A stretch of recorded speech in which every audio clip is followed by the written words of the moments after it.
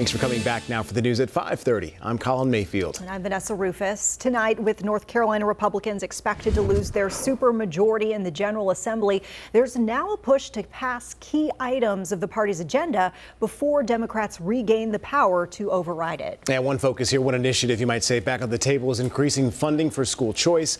And Republicans say they've got the votes to pass it. WCNC Charlotte's anchor Caitlin Hagwood has been speaking with lawmakers and advocates on both sides of the issue. Joining us now in the studio. So give us more context here, Caitlin. Well, House Bill 10, which gives state-funded vouchers for private schools, is something Governor Cooper has already vetoed. But Republicans are in a position to override that and say if they do, it'll help clear a long wait list of students. When the North Carolina General Assembly reconvenes next Tuesday, House Bill 10 will be back on the docket. The proposal, which passed both Republican-led chambers earlier this year, would allocate nearly $500 million of public funds toward private school vouchers for families. When it went to Governor Cooper's desk, he vetoed it. Now Republicans are looking to reverse that decision. It's time for us to go ahead and pass this and to help those students get out and be able to afford the education that they deserve.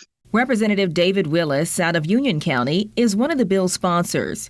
He says they now have the votes to override the governor's veto, clearing the wait lists of more than 50,000 families hoping for an alternative to public schools. Those tax dollars that those families pay each and every year, should follow that student and allow the parents to choose the best school, the best educational setting for each child. But opponents say the move would cost public schools millions, challenging a system already facing funding and resource challenges. I'm actually seeing more parents, the majority of parents who are choosing public schools, who want their children in public schools. They're just upset and feel let down because those of us in Raleigh are not doing our job to support those children that are in the public schools. You cannot educate children on the cheap. You have to have a high quality workforce in our teachers, and that requires paying them enough to keep them in the classroom.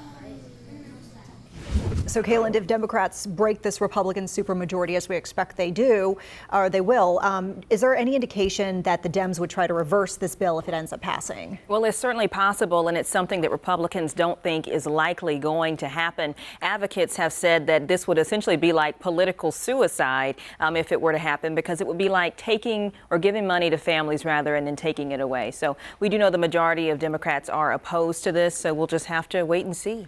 Yeah, let's see what the next couple months hold. All right, Caitlin, thanks for highlighting that again for us. We appreciate that.